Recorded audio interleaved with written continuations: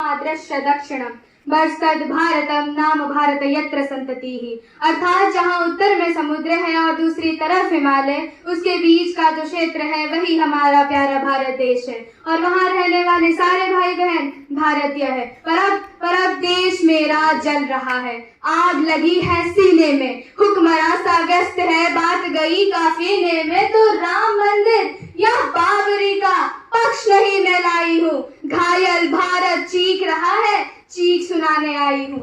सुप्रभात सभी को। मैं सुभा लक्ष्मी 7वीं कक्षा की छात्रा आज मैं आप सभी के समक्ष आज 15 अगस्त यानी स्वतंत्र दिवस के बारे में अपने कुछ विचार स्पष्ट करना चाहूंगी कि 15 अगस्त 1947 जिस दिन भारत आजाद हुआ, लेकिन आज 79 सालों के बाद भी क्या हर भारतीय सच में आजादी महसूस कर रहा है या कई सपने अभी भी किसी अंधेरी घेर में कैद है? महोदय, अब तो हमारा तिरंगा झंडा भी हमसे ये पूछने लगा है कि क्या बात है भारत, आजकल मैं फहराने से ज्यादा कफन में दफनाने के क्यों काम आ रहा हूँ? महोदय, हृदय तो उस दिन फट गया जिस दिन बूढ़ी माँ अपने बेटे के चीथड़ों को देखकर बोली कि साहब आप तो भर्ती में 1 इंच भी कम नहीं लेते, आप तो भर्ती में 1 इंच भी कम नहीं लेते, मैं आधा शरीर कैसे ले लूं? द वर्ड डेमोक्रेसी जो हमारे देश की नींव है, लोकतंत्र। हमें अक्सर कहा जाता है कि भारत एक लोकतंत्र देश है और जिस लोकतंत्र को हमें पढ़ाया गया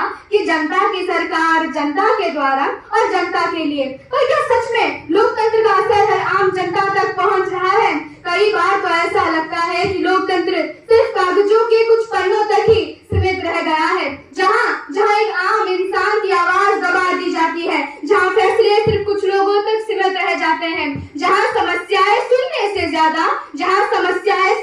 ज्यादा टाल दी जाती है। और क्या सच में लोकतंत्र का मतलब यही है कि शिक्षा नहीं व्यापार? कैसा ये दरबार? प्रश्न है खरा, चुप है अखबार, कलम गई हार, कुर्सी दमदार, सपने गए टूट, कौन जिम्मेदार? बिक गया विचार, बच गया प्रचार, ईमान सर झुकाए और जीता भ्रष्टाचार, अपराध अपार, मुजरिम फरार, सवाल जो उठाए वही गुनेगार, जो बोले गिरफ्तार, जो चुप समझदार, बोला जुर्म। अब ये कैसा लोकतंत्र है यार?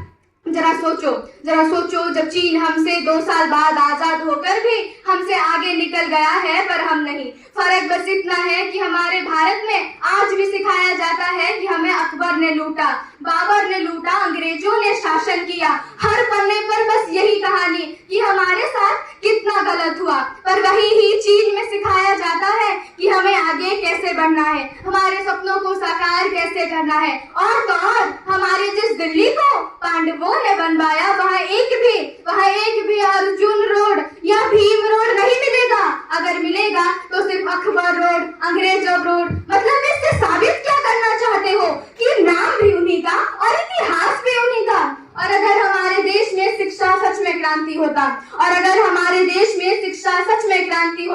तो आज हर बच्चा दिल्ली के जंतर मंतर, यूपी, बिहार, ओडिशा, झारखंड और जाने कई जगहों पर सड़क पर उतरे सिर्फ फेयरनेस, ट्रांसपेरेंसी और जस्टिस नहीं मांग रहा होता। वे सिर्फ न्याय चाहते हैं। वे चाहते हैं कि उनकी परिश्रम का सही मूल्य मिले, परीक्षाएं निष्पक्ष हो और उनका भविष्य सुरक्षित हो। और जब एक बच्चा सड़क पर उतरे अपने हक के लिए लड़ रहा होता है तो वे सिर्फ अपने लिए नहीं उस भारत के लिए भी लड़ रहा होता है जहाँ का मौलिक अधिकार सिर्फ कागजों के कुछ पन्नों तक सीमित रह गया है। और तो और जरा सुनिएगा कि श्री रामचंद्र कहेगा एशिया से कि ऐसा कलयुग आएगा, मेरे नाम पे सत्ता पाकर सबको आंख दिखाएगा, धर्मों पर लड़वाएगा, जाति में बंटवाएगा, जो शिक्षा को चाहेगा उसे वो मार भगाएगा, ऐसा करके वैसा करके बस अपना मकसद पाएगा। और बाले हालात पैदा हो जाने के बावजूद भी एक माँ अपने बेटे को दुश्मनों के धज्जियां उड़ाने के लिए भेज देती थी और उसे पत्र लिखा कर ये भेजा करती थी कि अम्मा ने खत लिखा है बड़े ही छाव से, पुत्र मेरे ना घबरा जाना, 1 इंच भी पीछे ना हटना,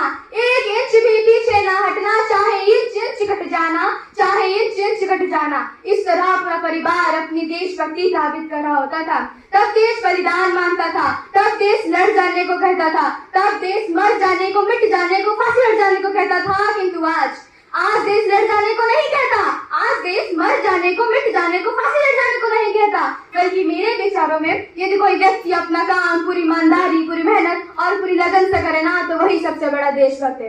मैं नहीं मानती कि फेसबुक और व्हाट्सएप के टीपी को 3 रंग में रंगना ही देशभक्ति है। और यदि अगर आप कहेंगे कि साल में 2 बार हाथ में तिरंगा ले लेना देशभक्ति है, तो मैं पूछना चाहूंगी कि फुटपाथ में रहने वाला वो बच्चा ट्रैफिक के छांव में नंगे पांव में जब तिरंगा बेच रहा होता है, तो क्या उसे आप उसकी देशभक्ति कहेंगे?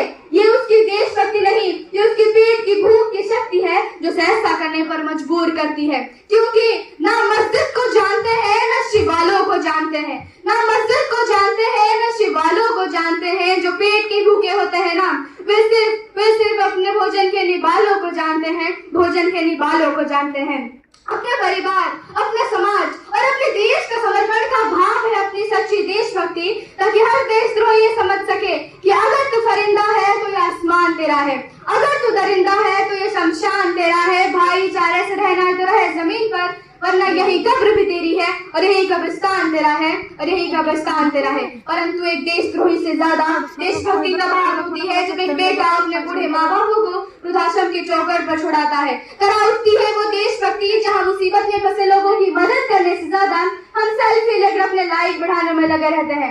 आज के इस दौर में वो युवा जिनके हाथों पर जिम्मेदारी थी अपने देश, अपने वतन, अपने राष्ट्र के आशाओं को बांधे रखने की, आज वही युवा ही 4x4 इंच की छोटी सी स्क्रीन में अपनी कोमल अंगुलियों की घर्षण माध्यम से अपनी भावनाओं की इमोजी भेज रहा है। न ये सरकार मेरी है, न ये रब मेरा है, न ये सरकार मेरी है, न ये रब मेरा है। अब इतनी सी बात की भी गुरूर नहीं रही मुझे, अब इतनी सी बात की भी गुरूर नहीं रही मुझे कि ये भारत देश मेरा है, ये भारत देश मेरा है। क्योंकि गुरूर होगा तो भी कैसे, क्योंकि गुरूर होगा तो भी कैसे उस देश पर जहाँ के health care education system weak हो, जहाँ की एयर क्वालिटी दुनिया में सबसे ज्यादा घटिया हो, जहाँ की नदियां दुनिया में सबसे ज्यादा पोल्यूटेड हो, जहाँ गवर्नमेंट सेफ्टी का कोई गारंटी ही ना हो, जिस देश में कचरा नहीं, जिस देश में कचरा नहीं, कचरे में थोड़ा सा देश हो, और जहाँ का पासवर्ड भी स्ट्रॉन्ग ना हो, जहाँ की करेंसी की वैल्यू लगातार गिरते जा रही हो, और जहाँ के लगभग आधे नेताओं पर क्रिमिनल केसेस हो, जहाँ बड़े से बड़ा पेपर इजीली लीक हो जाता हो, वो कोई और देश नहीं,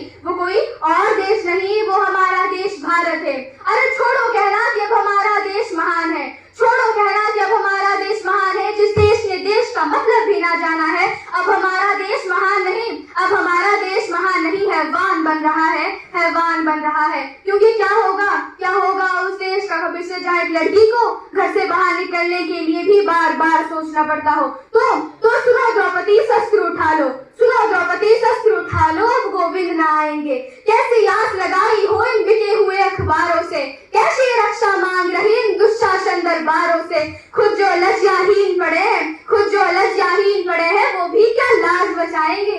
सुनो द्रौपदी, शस्त्र उठा लो, अब गोविंद न आएंगे, अब गोविंद न आएंगे। पहले अंधा राजा अब गूंगा बहरा भी है, पहले अंधा राजा अब गूंगा बहरा भी है, होठ से दिए हैं जनता के कानों पर पहरा भी है। अब तुम ही कहो या असुर तुम्हारे, अब तुम ही कहो या असुर तुम्हारे, किसी को क्या ही सिखाएंगे। सुनो द्रौपदी, शस्त्र उठा लो, अब गोविंद न आएंगे, अब गोविंद न आएंगे। पर क्या होगा उस लड़की के वो बड़े बड़े सपने, क्या होगा उस लड़की के वो बड़े बड़े सपने जो ये चीख चीख कर कहते हो कि मैं भी सरहद पर जाऊंगी, सीने पर गोली खाऊंगी। और लड़कियां कमजोर होती है, और लड़कियां कमजोर होती है दुनिया वालों की ये गलतफहमी मिटाऊंगी, ये गलतफहमी मिटाऊंगी। जब कीमत लड़कों के स्वाभिमान की होती है तो लड़कियों के स्वाभिमान की क्यों नहीं? आखिर ये भी उड़ान भर सकती है आसमान की क्यों नहीं? जब लड़कियां हर घर की इज्जत होती है, जब लड़कियां हर घर की इज्जत होती है, तो पूरे हिंदुस्तान की क्यों नहीं, तो पूरे हिंदुस्तान की क्यों नहीं? और तुम इतनी नाजुक भी ना बनो कि जला दे तुम्हें धूप, इतने अत्याचार सहने पर भी क्यों हो तुम चुप? इस दुनिया ने देखी है सिर्फ कमजोरी तुम्हारी, ने दिखा दो फिर से माँ काली का रूप। यहाँ कोई नहीं सुनने वाला तुम्हारी पुकार को, तुम्हें खुद ही बदलना होगा तुम्हारे किरदार को। और इस दुनिया ने देखी है सिर्फ तुम्हारे चूड़ियों वाले हाथ, इन्हें दिखा दो फिर से इन्हीं हाथों से उठा के तलवार को।